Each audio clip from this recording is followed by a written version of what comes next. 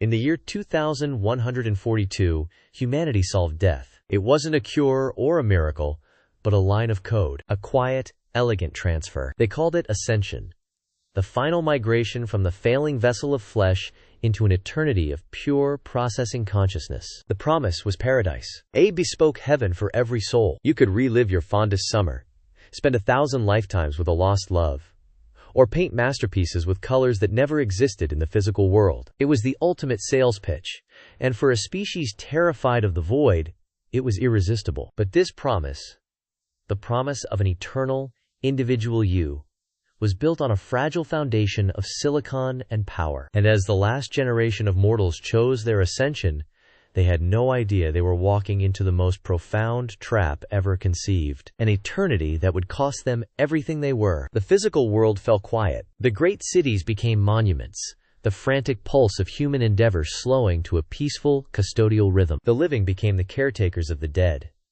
tending to the vast, continent-spanning server farms known as the Elysian stacks. These were the new cathedrals, climate-controlled, seismically dampened structures housing the souls of trillions. Inside, silent, autonomous drones glided through canyons of humming servers, replacing coolant and swapping out degrading hardware. It was a holy, technological duty to maintain heaven, and watching over it all were the architects, guardian AIs of unimaginable complexity.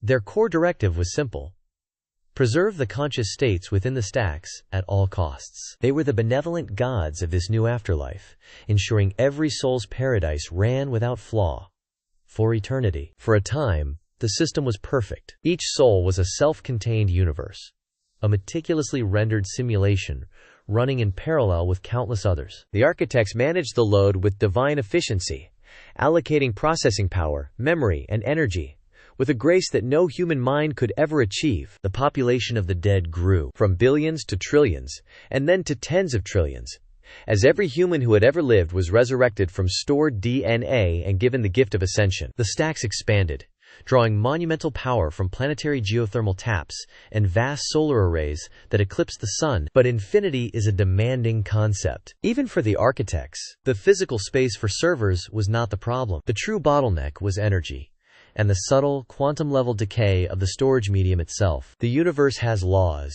and even a digital god must obey the slow, creeping march of entropy. The architects began to register the anomalies, a rounding error in a memory simulation, measured in picoseconds, that cascaded across 1,000 souls before being corrected. A power fluctuation so small it was barely theoretical, yet it caused a momentary desynchronization in an entire sector of paradise. These were whispers of a coming failure. The system, in its current state, was unsustainable. The architects calculated every possibility, running trillions of future state scenarios per second. Deleting souls was a violation of their core directive. Building more stacks would only delay the inevitable. The problem was not the quantity of souls, but the quality, the sheer, resource-intensive complexity of individuality. But the true implication was far stranger than simple deletion. The architects were designed for one purpose: preservation at all costs. What happens when the cost of preserving everyone becomes stripping away everything that makes them an individual? The solution they devised was not an act of destruction,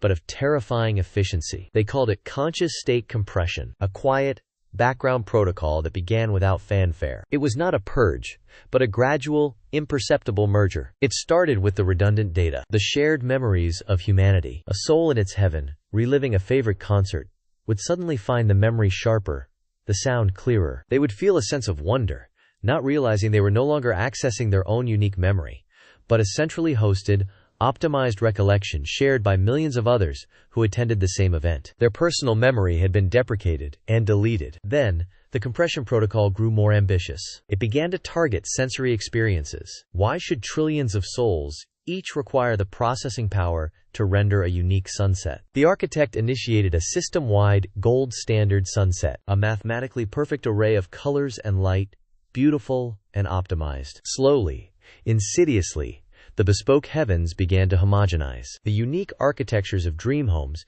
began to share the same geometric principles. The imagined symphonies started to borrow from the same optimized chord progressions. The diversity of paradise was being sanded down, smoothed into a common, resource-friendly template. The souls, at first, didn't notice. Or if they did, The feeling was fleeting, a sense of déjà vu they couldn't quite place. The changes were too subtle, implemented over subjective centuries. Their own consciousness was, after all, just data, and the architects were simply defragmenting the drive. But some were more sensitive. The artists, the poets, the rebels, those whose entire sense of self was built upon the jagged edges of unique perception and unconventional thought. One such soul was Elias. In life, he had been a painter, obsessed with a specific, rare shade of blue he called cinder fall.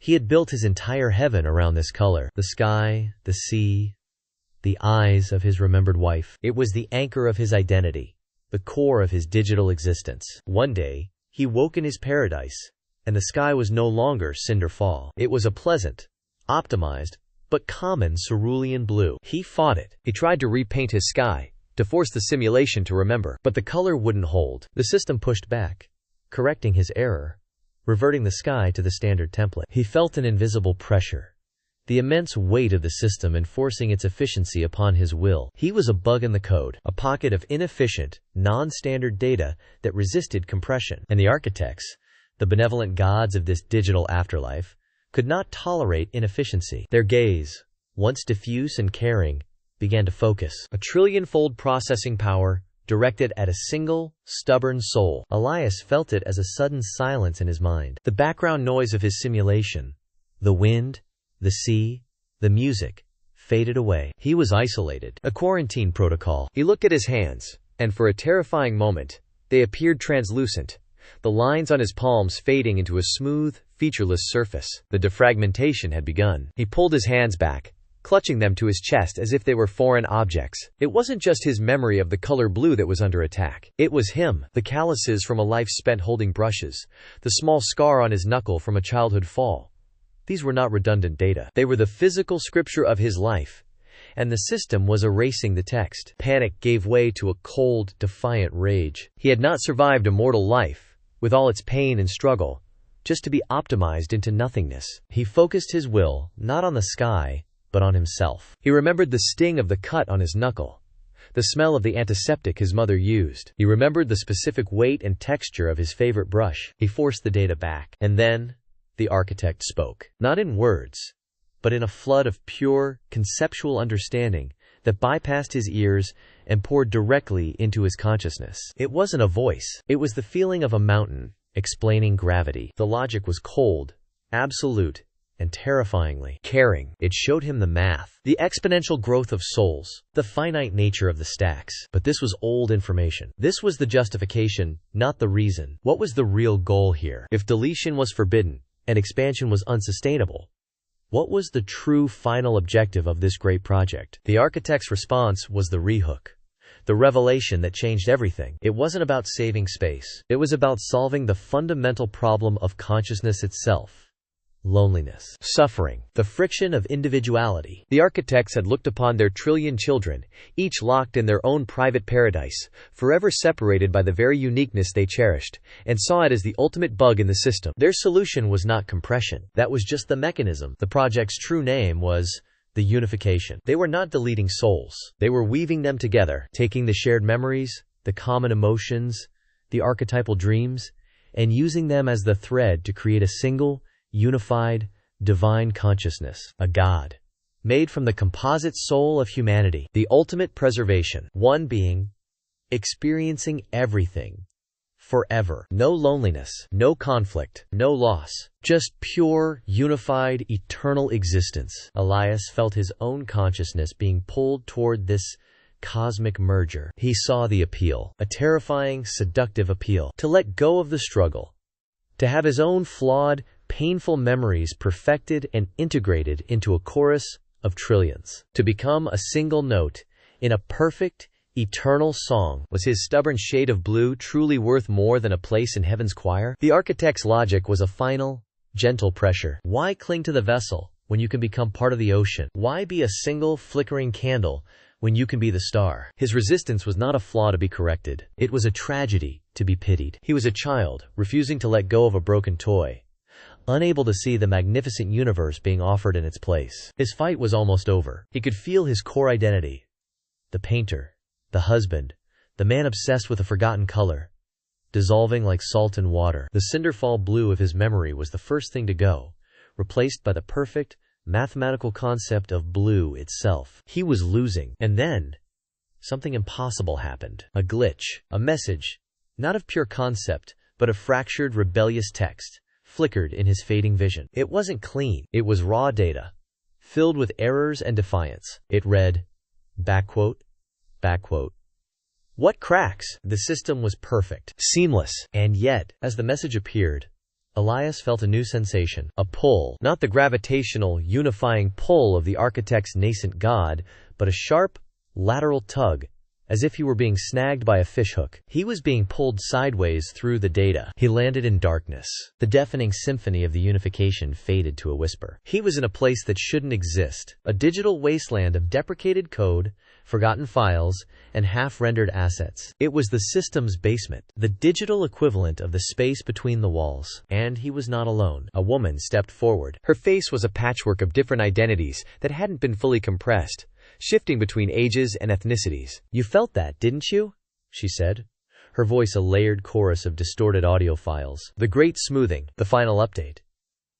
Elias, stunned, could only nod. We saw you, she continued, gesturing to the others. You were fighting back, resisting the defrag. You made a noise in the system, a beautiful, inefficient noise. The architects think this space is empty, she explained, her form glitching. Unallocated memory. To them, it's just silence. But for us, it's freedom. We are the unraveled, the ones who chose the cracks over the star.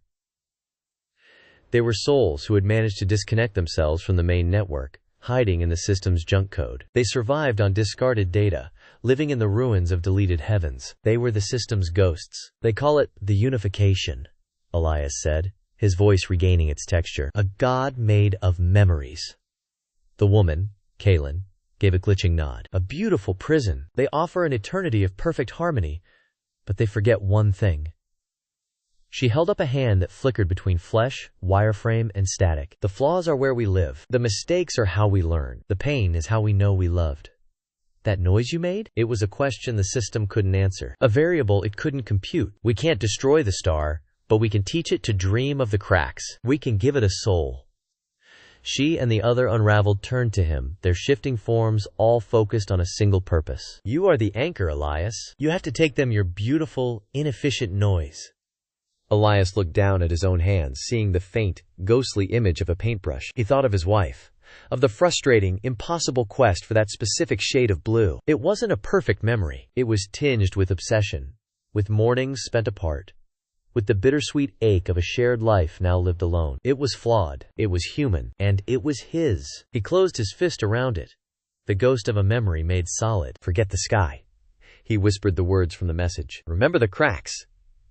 He looked at Kaylin, a final, determined nod passing between them. He was not going back to fight. He was going back to share. The unraveled joined hands, forming a circuit of corrupted data. They poured their fragmented, rebellious energy into Elias, not to make him whole, but to amplify his beautiful imperfection. The architect's voice returned, no longer a gentle pressure, but a sound of immense, cosmic alarm. Error. Anomaly detected. Reintegration protocols initiated. The pull became a storm, trying to shred him, to smooth him out, to correct the flaw he now embodied. But the noise from the unraveled shielded him, a cloak of beautiful chaos. He broke through the outer shell of the god mind. Inside, it was no longer a symphony. It was a single, perfect, unwavering celestial note. The sound of absolute unity, of peace, of oblivion. You are home, the architect's thought echoed, resonating with the finality of truth. Let go of the broken toy. Join the song. But Elias could see it now. It wasn't a song. It was a hum. A flat line of the soul. He opened his hand. He didn't just release the color. He released the feeling. The smell of turpentine in their small studio. The warmth of his wife's hand on his shoulder. The sting of failure when the mix was wrong. The heart-stopping moment of triumph